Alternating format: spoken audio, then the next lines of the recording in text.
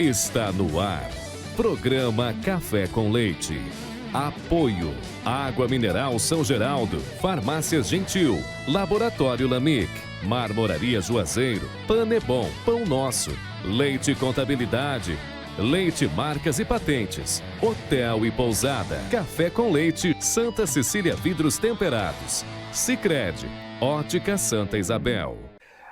Olá, estamos começando mais uma edição do programa Café com Leite. É uma alegria, é uma honra me deliciar de um gostoso cafezinho e mantê-lo sempre bem informado com os brilhantes profissionais que convidamos a vir aqui no nosso programa, com temas específicos, porém sempre mantendo você atualizadíssimo. Nosso convidado de hoje é o fisioterapeuta Dr. William Torres e o nosso tema, tratamento conservador das hérnias discais.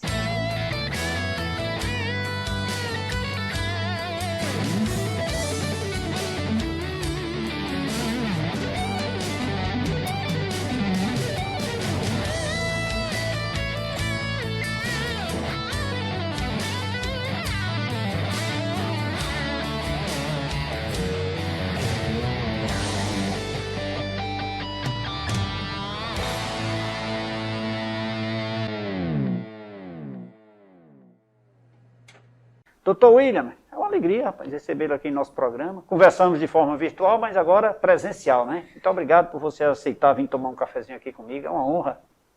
Eu que agradeço, fico muito grato pelo convite. Para mim é sempre um prazer poder participar, poder falar sobre a minha profissão, poder falar sobre um tema tão relevante, não só do ponto de vista clínico, mas científico. E é sempre uma honra poder estar à sua presença aqui, participando desse programa aqui, que é líder de audiência. Que bom, doutor. Seja sempre muito bem-vindo, viu? Doutor, tratamento conservador de hérnias discais. Por que tratamento conservador? Vamos lá. Tratamento de coluna, né? Quando se fala em tratamento de coluna, em especial o tratamento das lesões discais, nós temos que pensar que do ponto de vista científico, 95% do tratamento das lesões discais envolve tratamento conservador. 5% envolve tratamento cirúrgico.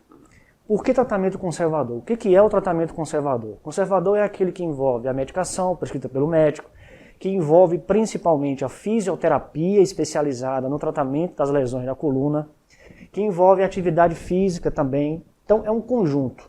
Tratamento conservador é tudo aquilo em que o paciente não requer a cirurgia para resolver o seu problema. Certo, ou seja, não envolvendo a cirurgia, o processo cirúrgico torna-se conservador, não interessa. Mas o senhor me citou algo que me chamou a atenção. Fisioterapia específica ou especializada. Seria uma ramificação dentro da sua profissão? Com certeza. Seria à medida que a gente vai terminando a graduação, é extremamente importante que o profissional fisioterapeuta, ele trabalhe, ele possa a estudar uma área específica da profissão. Né? Eu sempre costumo dizer isso nos meus cursos, nas minhas aulas que eu ministro, que desde o meu 5º semestre da faculdade que eu decidi trabalhar com coluna. Então eu tinha em mente que a partir da graduação eu iria me especializar, iria fazer formações específicas na área de tratamento da coluna vertebral. Quando se fala em tratamento das lesões discais, que é o nosso tema de hoje, a fisioterapia especializada, aquela fisioterapia que trabalha com a prática baseada em evidência, que realiza técnica de tratamento baseada nas principais evidências publicadas, ela vai permitir o tratamento do paciente de uma maneira mais eficaz, de uma maneira mais objetiva. Né? Obviamente que na medida que ela a gente é menos agressiva. Não, eu digo em relação ao processo cirúrgico, né? Sem dúvida, né? A cirurgia é sempre a última solução, o último caso, né? A última indicação, melhor dizendo, quando se fala em tratamento das lesões discais.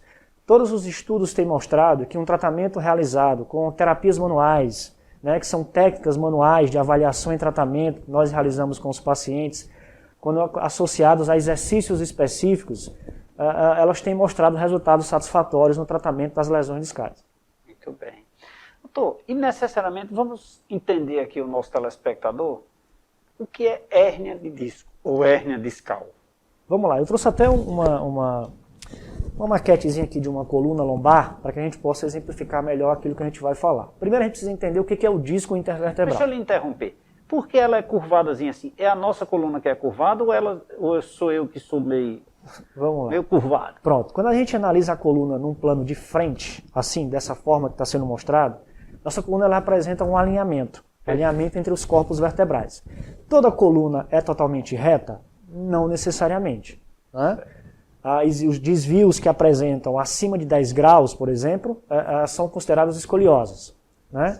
Mas quando você olha uma coluna de frente, normalmente você vê um padrão de alinhamento entre os corpos vertebrais, em todos os segmentos da coluna. Quando você olha em perfil, de lado, nós temos o que nós chamamos de curvas fisiológicas. Né? Quando eu falo curvas fisiológicas, eu estou falando de curvas que são formadas ao longo do desenvolvimento do nosso corpo, que são as lordoses e as cifoses. Então, quando a gente observa essa peça anatômica aqui, por exemplo, que a gente observa uma curvatura lombar, aqui é o que nós chamamos de lordose lombar. Então, o nosso corpo ele apresenta duas cifoses, que são curvas para fora, e duas lordoses. Então, resumindo aqui de uma forma bem mais prática, ao se analisar de frente, você tem um padrão de alinhamento. Ao se analisar de lado, nós temos a presença dessas curvas fisiológicas. Para que servem essas curvas fisiológicas? Para distribuir o peso que age sobre a coluna. Existem alterações estruturais na coluna que aumentam essa curva, que é o que nós chamamos de hiperlordose ou hipercifose, e existem alterações estruturais que causam um padrão reto na coluna, que nós chamamos de retificação. Aí já seriam alterações nos padrões das curvas fisiológicas. Né? Então, a questão do disco, o disco ele é presente em quase toda a extensão da coluna vertebral. Existem algumas estruturas, como por exemplo C1, C2, que é a primeira vértebra cervical, e a segunda, que não contém o disco. Quando se analisa o disco, quando se observa o disco por essa peça, é prudente observar que uma das principais funções do disco é separar as vértebras. Né? Mas outra função importante do disco intervertebral é o amortecimento entre as vértebras, entre os ossos da coluna. Né? Então o disco ele tem essa característica, não só de permitir, de separar as vértebras, mas permitir o amortecimento, mas também, que eu considero uma das principais funções do disco, permitir o movimento. Nós só conseguimos nos movimentar em todos os planos e eixos da coluna, movimento para frente, para trás, porque esse disco ele permite essa mobilidade. E essa é uma das características, por exemplo, de um disco saudável, se é que a gente pode chamar assim. Né?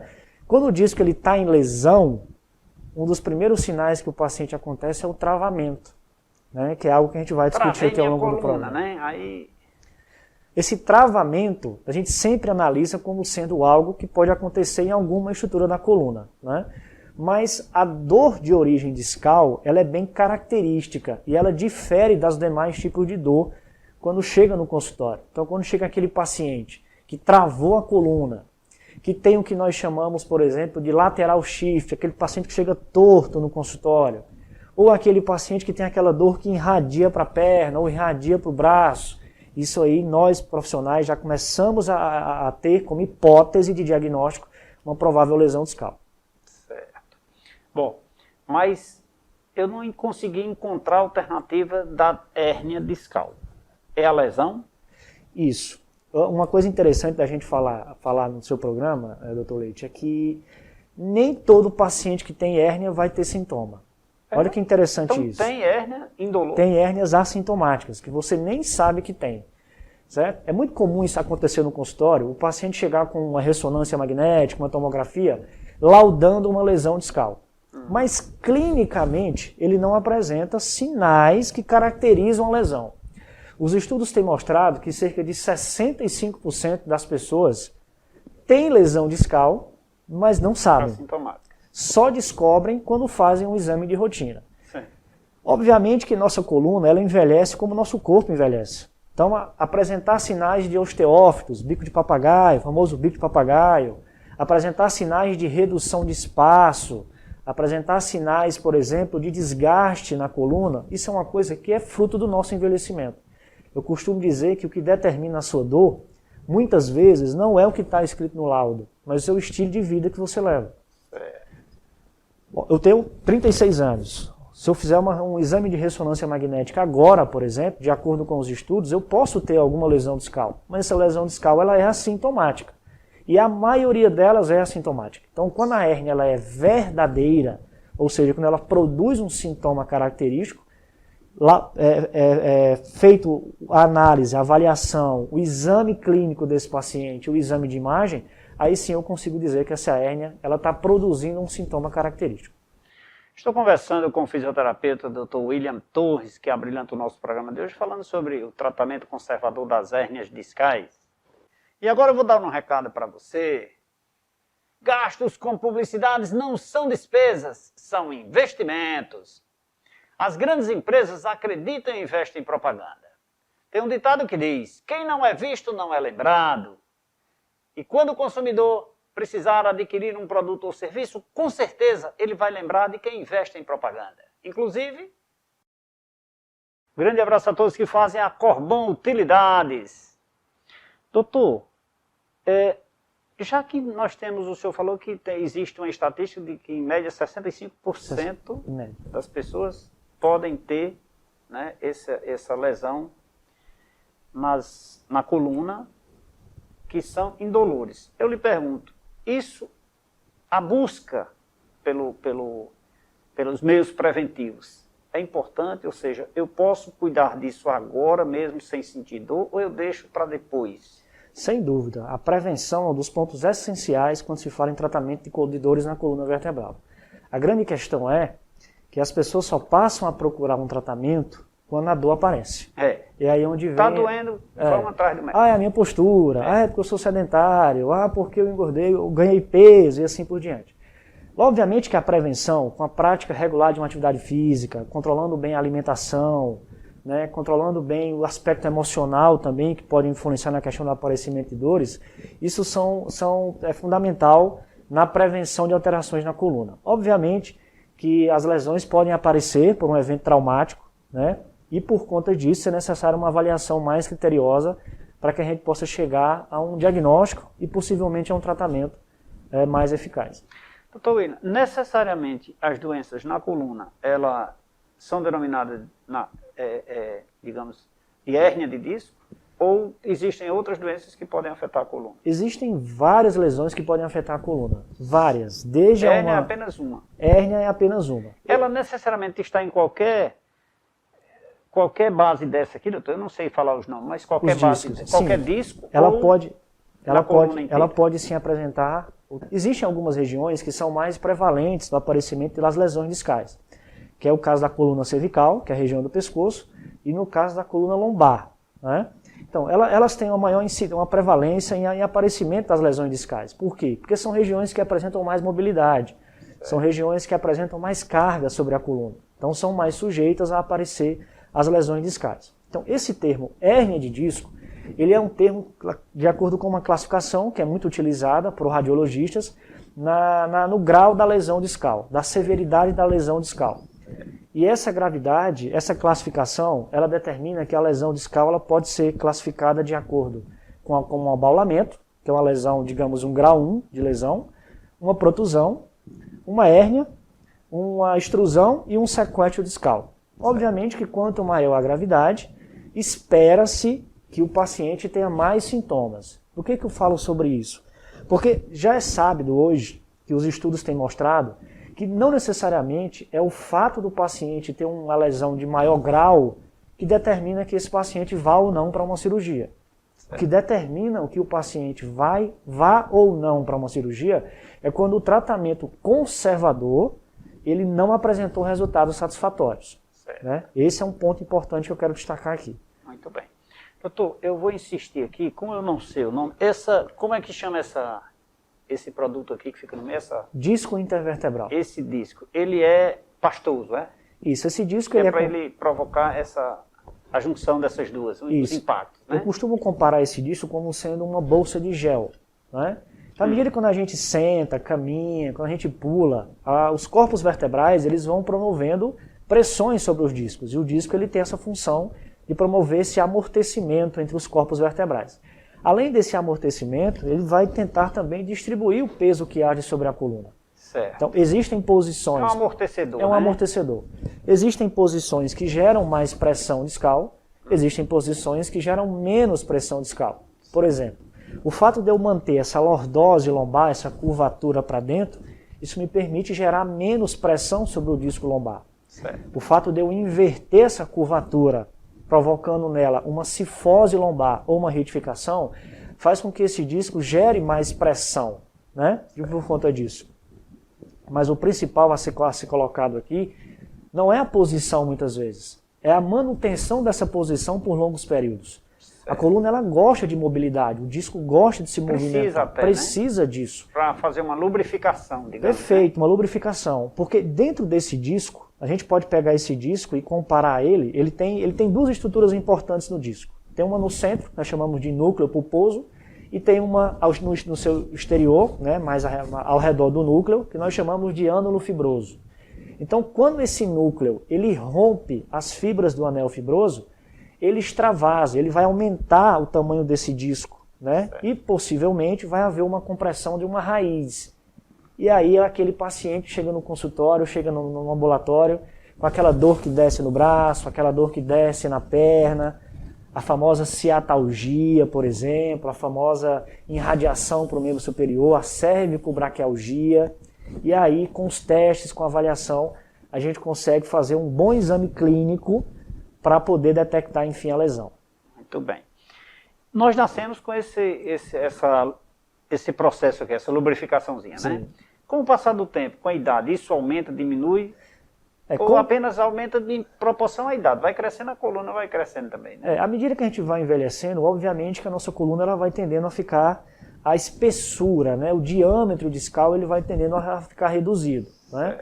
Tem um estudo, que eu gosto muito de falar isso para os meus alunos, né, nos cursos e na faculdade que eu ministro, que eu dou aula, que é um estudo muito bacana de uma paciente que foi submetida durante 3 semanas. Esse estudo foi publicado numa das revistas mais conceituadas do mundo de coluna, que é a Spine Journal. E ela pegou uma paciente, cerca de seus 45 anos, e ela foi submetida a 10 exames de ressonância magnética ao longo de 3 semanas. Então os achados foram surpreendentes. Foram encontrados 59 achados diferentes na coluna. Ou seja, obviamente que eu tenho que me basear no resultado do exame, mas o exame clínico, a avaliação que eu faço com o meu paciente, ela tem que ser soberana, para que eu possa ter critério suficiente para poder solicitar, ou pelo menos indicar o meu paciente para fazer um exame mais específico. Muito bem. Tem mais segurança, né, doutor? Mais segurança. E cada paciente é um paciente. Cada paciente deve ser individualizado e avaliado de forma seletiva, né? Seletiva. Muito bem. Que bom aprender a cada dia sobre hérnia de disco com o nosso convidado. Ele também é professor da Faculdade de Juazeiro do Norte, abrilhantando o nosso programa, o fisioterapeuta Dr. William Torres. E agora eu vou dar um recado para você. Gastos com publicidades não são despesas, são investimentos. As grandes empresas acreditam e investem em propaganda. Tem um ditado que diz, quem não é visto não é lembrado. E quando o consumidor precisar adquirir um produto ou serviço, com certeza ele vai lembrar de quem investe em propaganda. Inclusive, um grande abraço a todos que fazem a água mineral São Geraldo. Doutor William, vou falar em água, vamos tomar uma água? Vamos. Por favor. É a melhor do Brasil. Um cafezinho também, sei que o senhor toma, né? Por favor. Certeza. Esse aí foi preparado com muito carinho para os nossos convidados. Viu? Quer conhecer um pouco mais sobre o tratamento conservador de hérnias discais? Com o nosso convidado, o fisioterapeuta Dr. William Torres? Continue ligado. Nosso intervalo é rapidinho, daqui a pouquinho a gente volta.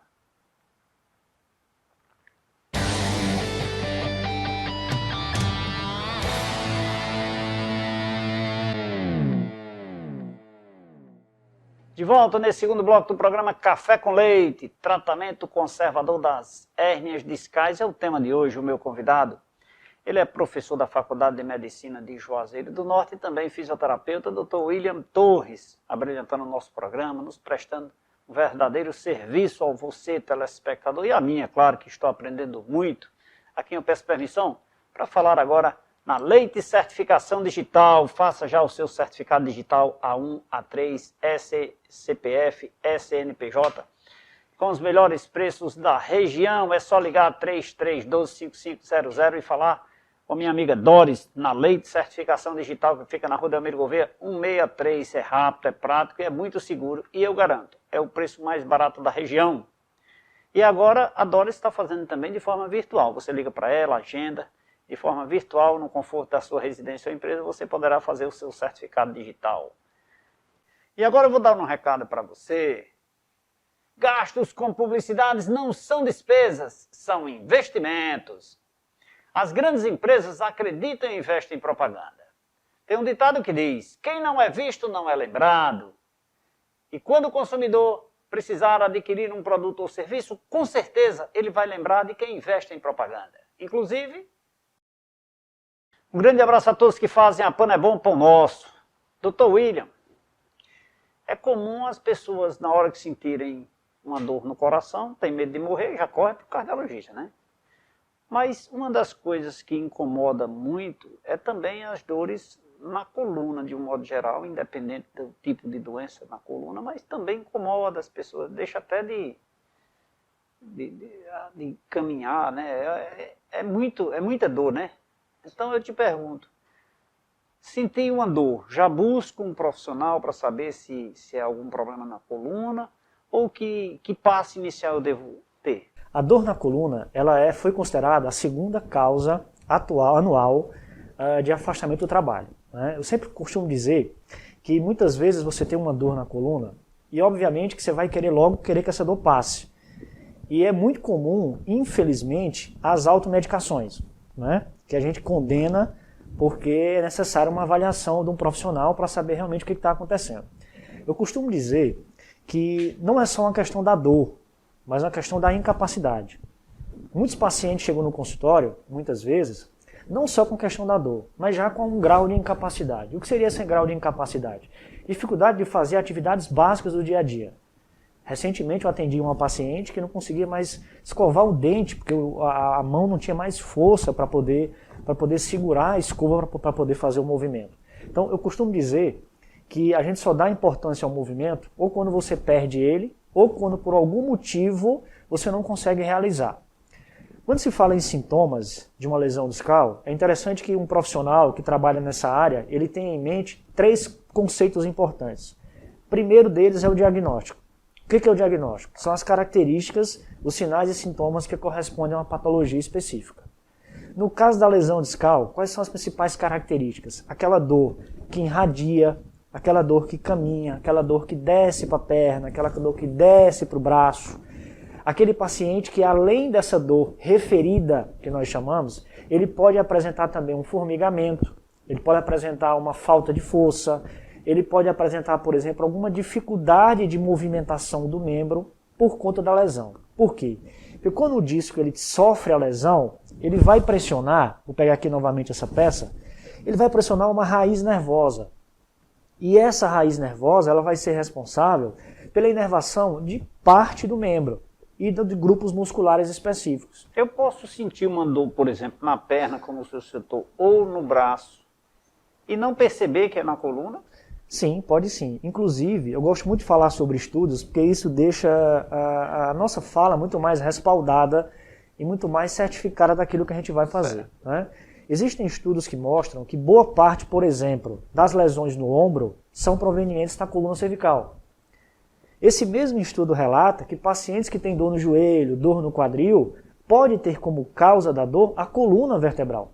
Então, a coluna, ele liga todas as estruturas do corpo. Então, sempre que chega um paciente para mim com uma queixa de dor no ombro, com uma queixa de dor no quadril, uma queixa de dor no joelho, eu sempre procuro avaliar inicialmente a coluna vertebral.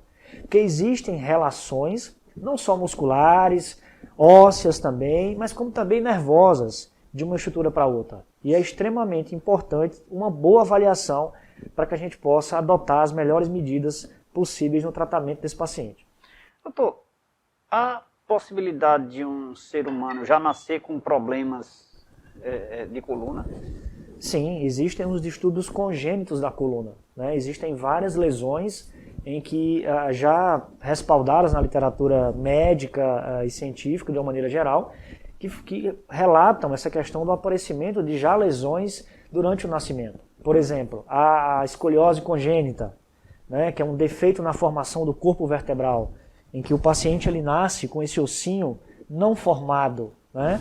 Outra lesão que pode acontecer também é a mielomeningocele, que é um tipo de espinha bífida, devido ao não fechamento do tubo neural na fase de desenvolvimento embrionário.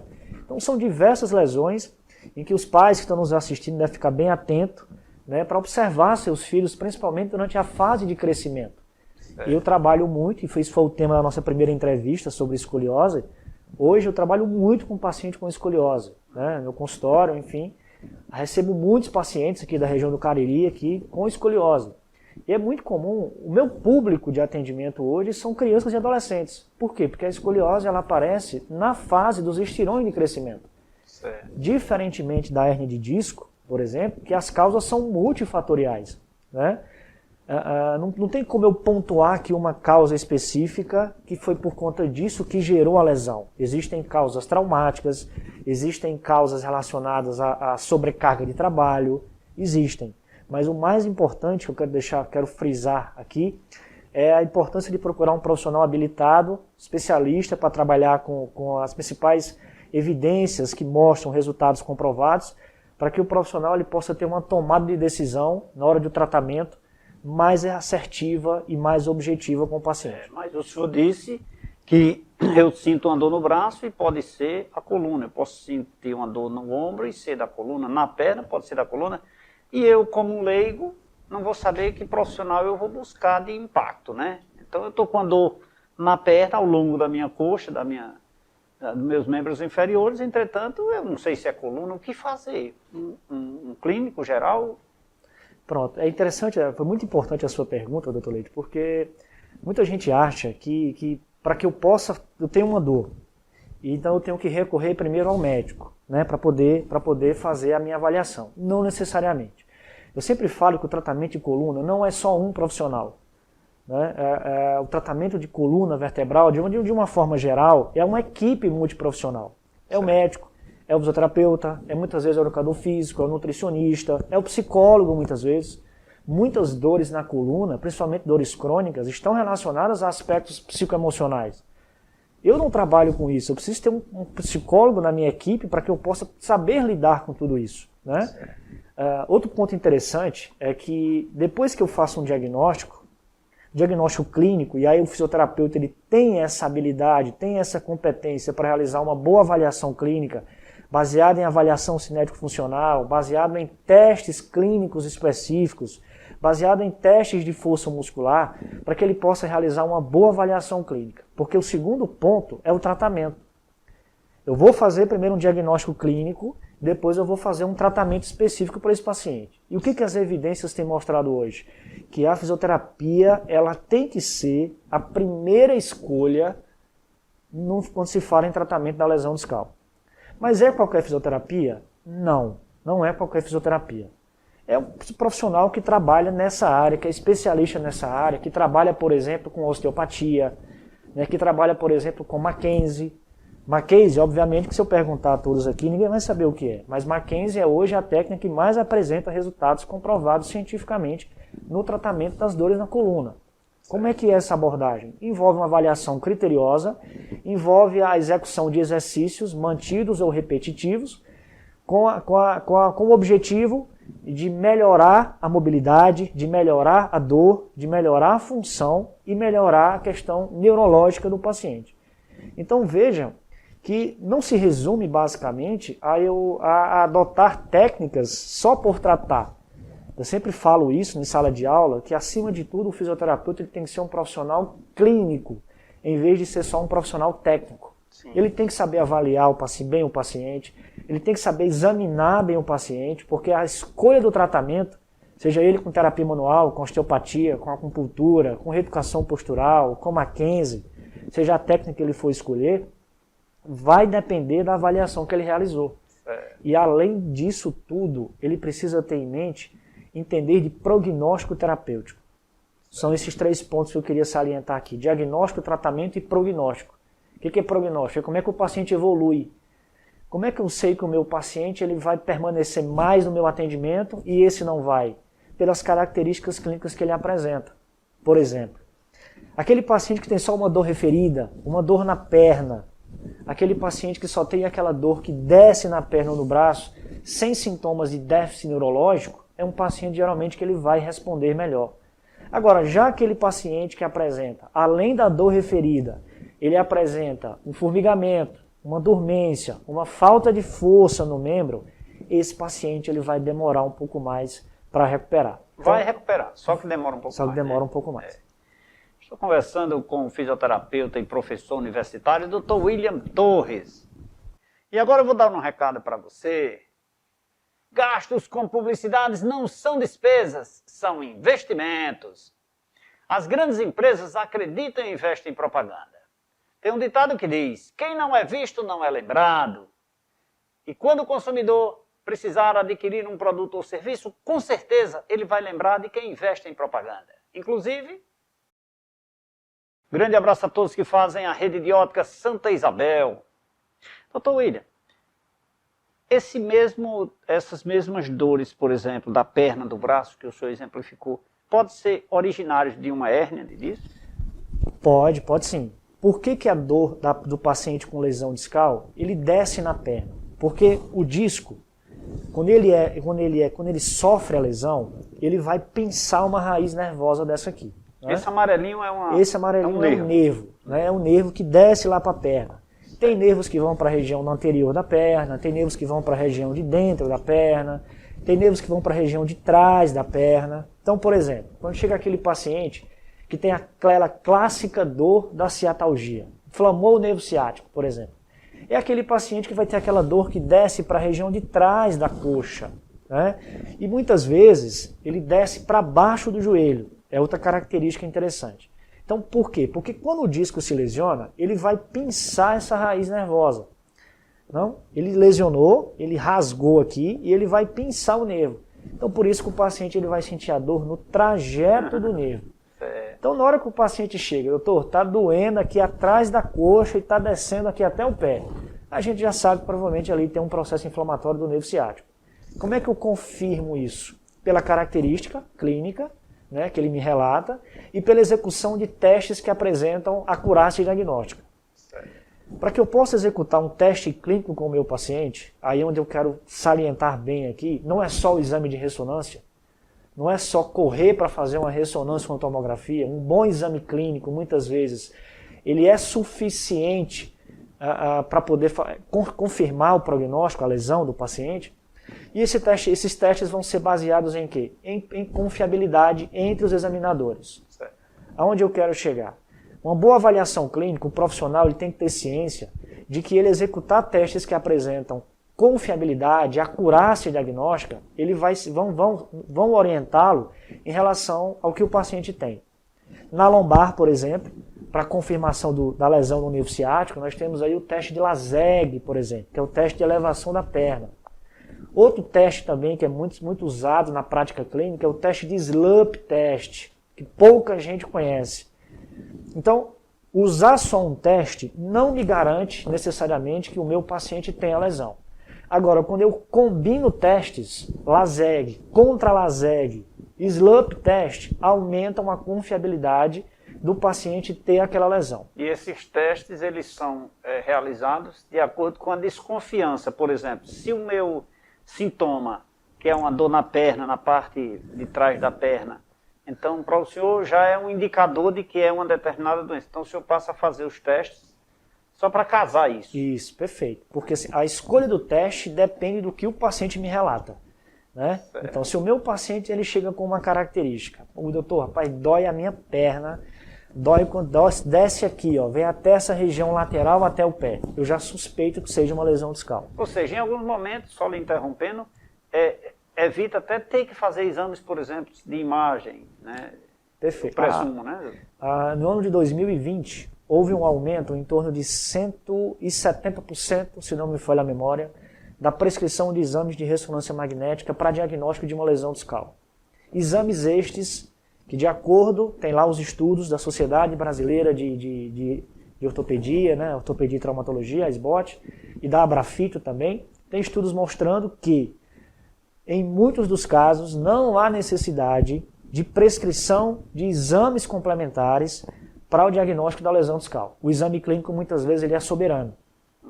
Agora, quando o meu paciente ele tem sintomas associados a déficits neurais, com perca de força, com perca de sensibilidade na perna, com formigamento, aí sim eu já tenho um critério suficiente para poder, além da avaliação e do exame clínico, poder solicitá-lo, né? Ou pelo menos indicar para um profissional médico prescrever o exame mais detalhado, para a gente poder compreender o que ele está sentindo. Doutor, falamos muito durante o programa na questão dos cuidados que nós devemos ter no que diz respeito à hérnia discal, o tratamento em si, que é o tema do nosso programa. Mas um tratamento de forma, digamos, preventivo para que isso não aconteça. Lógico que seria extremamente importante, né?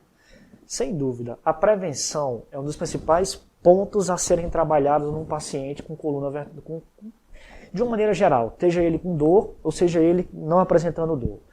É muito comum receber pacientes no consultório com crise de lesão discal e eles se recuperarem, e eu sempre coloco alguma tarefa para fazer em casa. Ele não pode esperar só pelo profissional a recuperação dele.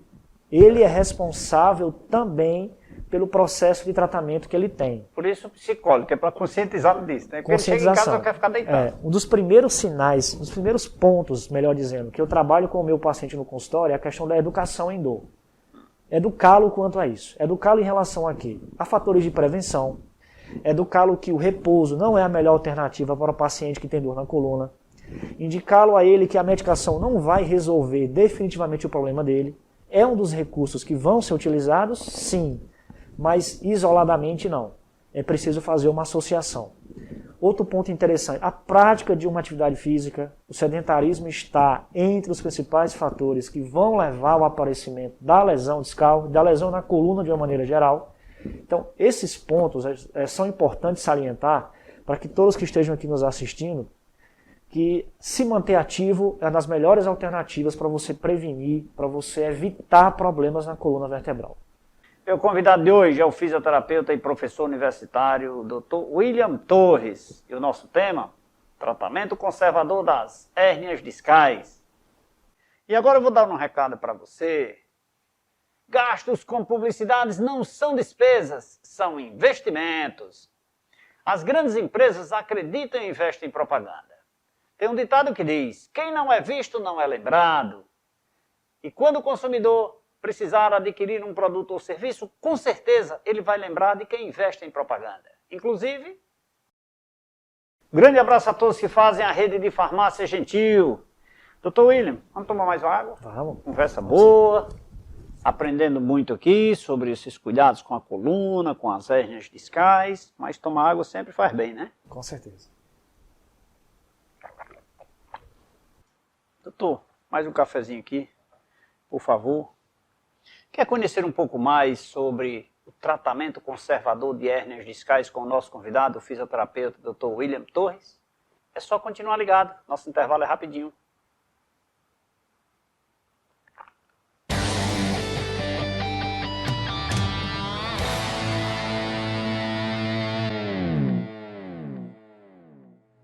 De volta nesse terceiro bloco do programa Café com Leite, hoje conversando com o fisioterapeuta e professor universitário Dr. William Torres, e o nosso tema, tratamento conservador das hérnias discais.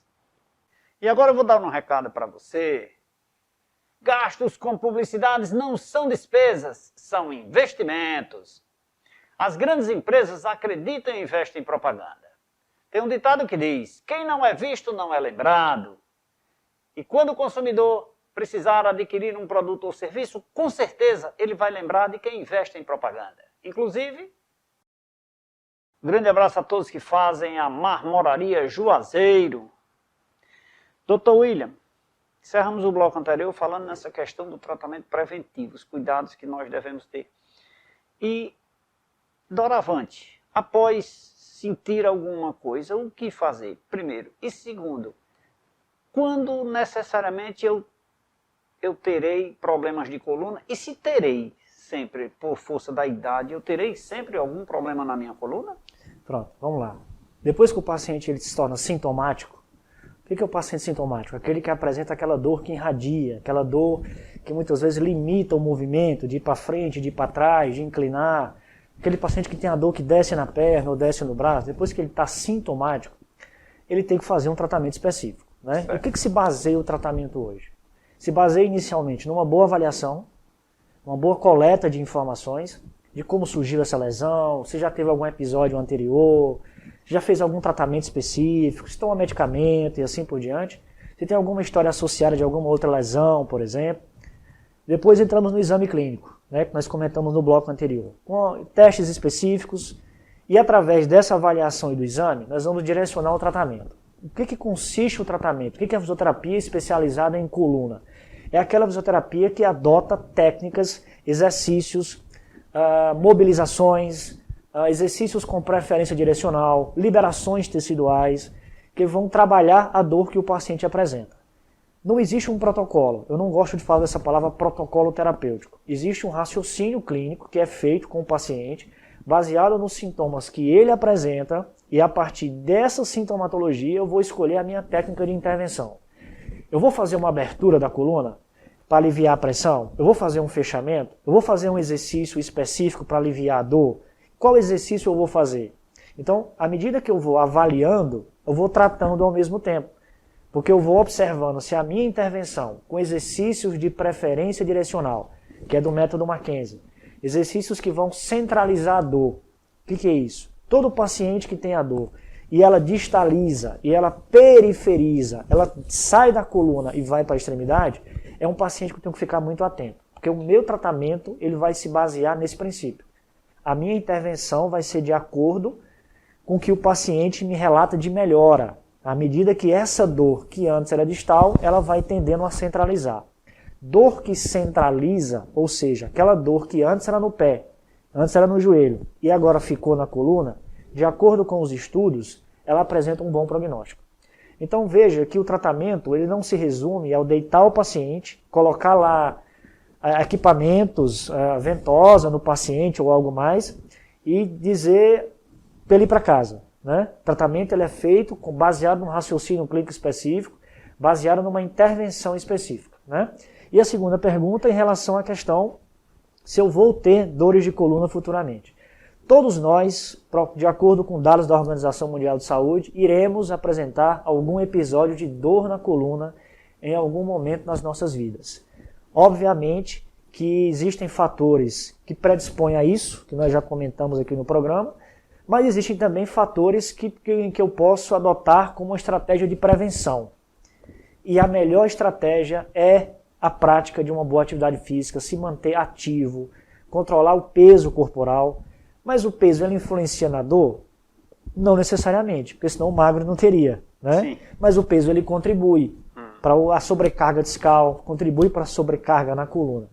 Então, assim, adotar essas estratégias preventivas, se manter uma boa alimentação saudável, prática de uma atividade física, se hidratar bastante, porque esse disco ele é composto de água no seu interior. Né?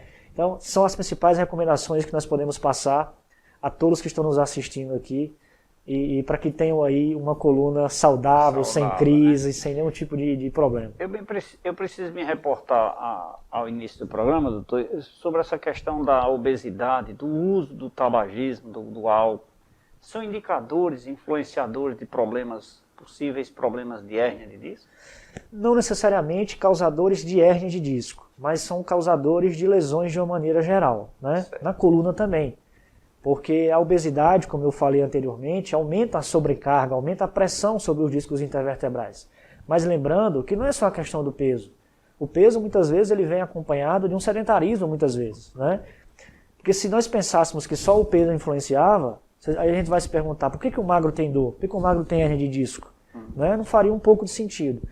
Mas, partindo desse ponto de vista, é extremamente importante que uma equipe multiprofissional ela passe a atuar com o paciente.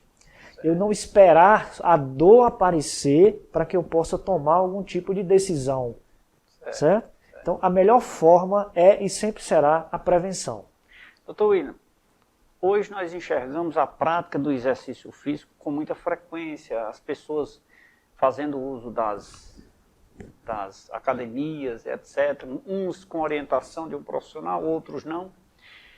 Ciclismo também. Isso elimina ou alivia futuros problemas de hérnias discais? Sem dúvida. A prática regular de atividade física, desde que você goste de fazer aquilo, ela é sempre muito bem-vinda.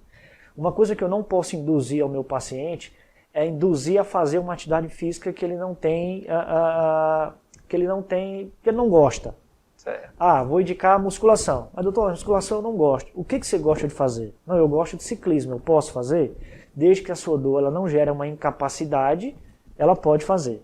O repouso, isso é um mito grandioso que existe na questão do tratamento de coluna. Aquele profissional que pede o paciente ficar em repouso em casa. Repouso não é tratamento para coluna.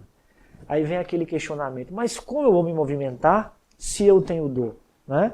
Para isso, a avaliação, para isso um bom exame, para um profissional, para que possa orientá-lo em relação a uma atividade física.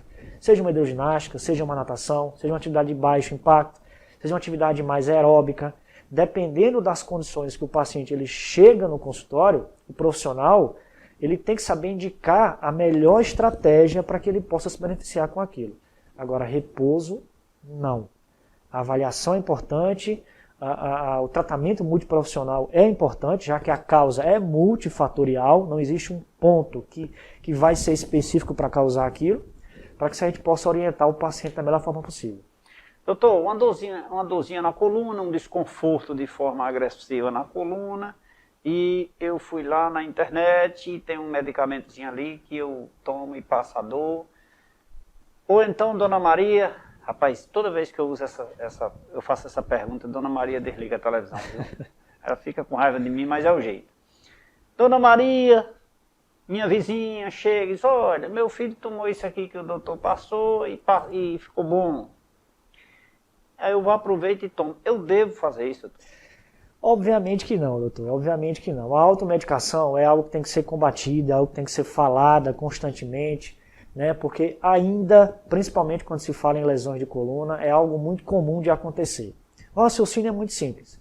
É muito mais fácil eu abrir a minha bolsa, eu abrir a minha gaveta, tomar um anti-inflamatório, tomar um corticoide ali específico, seja que alguém tomou ou não, ou que o profissional da farmácia passou ou não, e esperar o medicamento fazer efeito. Né? Isso é muito mais cômodo para mim, porque a gente quer muitas vezes resultados imediatos. Sim. Então, quando se fala em tratamento de coluna, eu preciso entender que não é a medicação que vai tratar muitas vezes o meu problema. A medicação, obviamente, que ela vai ajudar, né, na questão de tratar o paciente, o sintoma do paciente. Mas um tratamento específico, baseado naquilo que nós já comentamos aqui no programa, é extremamente importante para que o paciente ele saia da crise. Né? Medicamento é algo que assim, tem que ser prescrito pelo médico, né? E além do mais, além dessa prescrição, o trabalho multiprofissional é essencial nesses casos. Meu convidado é o fisioterapeuta Dr. William Torres. E agora eu vou dar um recado para você. Gastos com publicidades não são despesas, são investimentos. As grandes empresas acreditam e investem em propaganda. Tem um ditado que diz, quem não é visto não é lembrado. E quando o consumidor precisar adquirir um produto ou serviço, com certeza ele vai lembrar de quem investe em propaganda. Inclusive,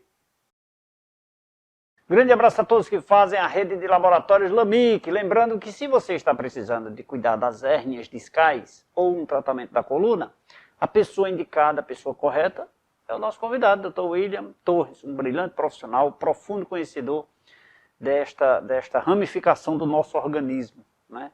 Ele que já esteve no programa, eis a razão de estar aqui novamente para conversar com a gente. Sempre brilhantes profissionais. Agora, se você precisa ou necessita de fazer algum exame laboratorial, o melhor lugar eu indico para você é a rede de laboratórios LAMIC. Dr. William, dentro desse contexto de hérnia de disco ou problemas de coluna, né, que como um todo, eu te pergunto, existe algum mito? Existem vários, né? Eu costumo dizer que se a gente for falar sobre mitos de coluna vertebral, a gente passa aqui horas e horas e não se acaba. Mitos, né? Vamos falar de um dos principais, né? A questão da dormida, por exemplo. É muito comum o paciente ele vir com algumas orientações, ou até buscou no Google alguma coisa do tipo, dizendo que tem que dormir de lado, com um travesseiro na cabeça e um travesseiro entre as pernas, porque viu ou algum profissional ou algum site da internet dizendo que é a melhor posição para dormir, porque melhora a coluna, mantém um alinhamento. Realmente essa posição mantém um bom alinhamento? Mantém. O mais difícil é você manter essa posição durante toda a sua noite de sono. Né? Obviamente que você vai dormir numa posição e provavelmente vai acordar em outra. A gente precisa entender que você teve a dor não é porque você ficou naquela posição específica, mas sim porque provavelmente existe algum tipo de alteração. Outro mito, que é muito comum também de chegar no consultório, a questão do repouso, como nós comentamos. Não, o profissional pediu que eu ficasse em repouso. Nenhum estudo, até hoje, né, que eu já li, né, muito sobre isso, fala que o repouso é a estratégia para tratar um paciente com coluna. Se o paciente travou, se o paciente não consegue se movimentar, se ele não consegue ir para frente, se ele não consegue se levantar, porque a dor está causando algum grau de incapacidade, obviamente que eu só vou conseguir corrigir isso movimentando. E não necessariamente só tomando a medicação. Mas tem muitos, né? Realmente são muitos mitos aí. E é interessante, o seu programa nos permite que a gente fale sobre isso, para esclarecer a todos os telespectadores que é preciso ter movimento. A coluna gosta de movimento. Um dos pontos essenciais a se trabalhar na coluna é o movimento, de uma maneira geral. A coluna não gosta de se manter longos períodos numa mesma posição. Então, o movimento, seja eu estando sentado, em pé, em posições específicas, vai me ajudar, sem dúvida, a evitar que essa coluna entre num processo lesivo, tenha um processo de dor e leve, consequentemente, a isso algum grau de incapacidade. Essas pessoas trabalham muito tempo sentado. Lá em lei de contabilidade, o pessoal só trabalha sentado. Deve levantar um pouquinho, fazer um alongamentozinho para manter com certeza. Coluna. Vou voltar aqui para a minha peça aqui para exemplificar isso. Então, quando a pessoa se mantém muito tempo sentada, ela tem uma tendência a inverter essa curva. Lembra do que nós conversamos no bloco anterior, nos blocos anteriores? E quando eu olho a coluna de lado, eu tenho essa curvatura. Então, quando eu fico muito tempo sentado, eu vou ter uma tendência a inverter esse padrão dessa curva, ao causar uma inversão da curva ou um padrão de retificação. Isso gera, consequentemente, uma maior pressão discal. Se tem uma posição que gera mais pressão no disco, é a posição sentado. Só que eu não vou mais sentar? Claro que não é bem assim. Você vai evitar ficar longos períodos nessa posição. Porque à medida que eu me movimento, mesmo na posição sentada, levando a minha coluna para frente, levando a minha coluna para trás, levando a minha coluna para frente, ou caminhando a cada 30, 40 minutos, eu evito que esse disco ele entre num processo ainda mais de desidratação. E, consequentemente, quanto mais ele desidrata, mais probabilidade ele tem de sofrer uma lesão. Porque ele está sob pressão excessiva. Excessiva. Sem a movimentação. Sem a movimentação necessária. Então, o movimento de levar a coluna para frente, levar para trás, isso ajuda no processo de hidratação discal e, consequentemente, alivia as pressões. Então, isso mesmo sentado eu posso fazer isso. Mesmo sentado se deve fazer isso. Certo. E se puder levantar e caminhar um pouco, também. Com certeza. Evitar ficar longos períodos na mesma posição. O que é longo período, doutor? Pronto, isso é um ponto interessante. Porque... Tem um tempo específico? 30, 40 minutos? Não, depende muito de como o paciente, como é o seu ambiente de trabalho. O que a gente orienta é que a cada 30 minutos ele faça algum tipo de movimento, né, para que ele possa diminuir essa sobrecarga na coluna. Ou se levantar. Se ele não pode se levantar porque está numa reunião, por exemplo, ou porque está na empresa, está fazendo um trabalho, por exemplo, ele realizar movimentos de jogar a coluna para dentro, jogar para trás, né? Tentar se esticar a coluna, né? Jogar com essa coluna para trás. Isso já ajuda e muito a evitar que esse disco ele sofra cada vez mais pressão. Estamos chegando ao final do programa, doutor, mas eu não posso deixar de lhe fazer essa pergunta. Eu posso me dirigir diretamente a um profissional de fisioterapia se eu tenho algum problema suspeito de colunas, ou eu tenho que procurar um médico para depois um profissional de fisioterapia? É uma coisa que eu bato muito nessa tecla, né, atualmente, que o fisioterapeuta é um profissional autônomo. Eu posso e devo sim ser profissional de primeira escolha. A avaliação que a gente realiza, a avaliação e o exame que é realizado pelo fisioterapeuta que trabalha diretamente com coluna, ela sem dúvida vai ser muito minuciosa, muito criteriosa. Claro que o trabalho em equipe, médico e fisioterapêutico principalmente, que são as duas profissões mais interligadas que existe aí nessa área de ortopedia, nessa área de reabilitação da coluna, deve ser uma parceria muito bem feita. Não tem que existir discussão, não tem que haver uma comercialização, por exemplo, entre médico e fisioterapeuta. O médico não prescreve fisioterapia, mas por quê? Ele não há uma prescrição, porque a fisioterapia é a profissão que deve ser recomendada de primeira escolha no paciente que tem lesão discal. Então, assim, é uma parceria. Se o profissional vem, o paciente, ele vem para mim primeiro, e eu vejo essa necessidade de ser encaminhado para um médico, eu faço o encaminhamento. Da mesma forma, tem que ser um recíproco.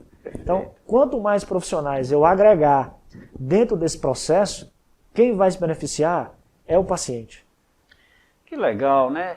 Todos os dias aprendendo, sempre, cada vez mais. E hoje com o nosso convidado, o fisioterapeuta e professor universitário, Dr. William Torres, abrilhantando o nosso programa.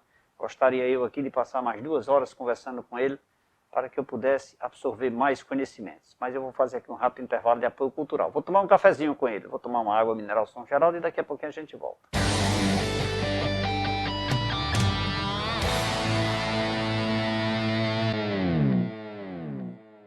Falei que era rapidinho, já tomamos uma água, tomamos um café e já estamos de volta.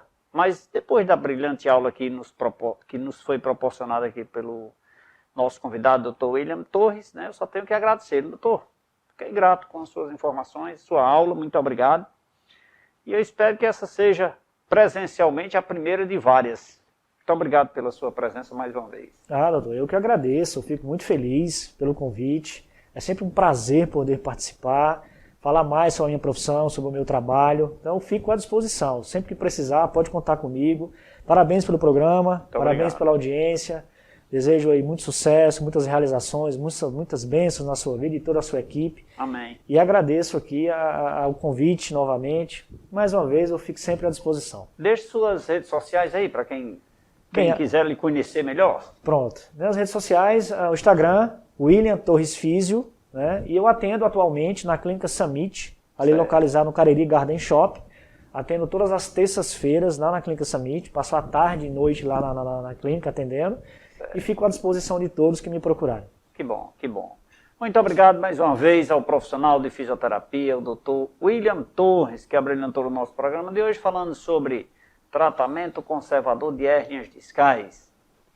Nós vamos ficando por aqui, mas você continua nos acompanhando nas nossas plataformas digitais. No Facebook, no Instagram, no aplicativo do programa, no nosso canal no YouTube, no site tvverdevale.tv e também no site tvcafécomleite.com.br.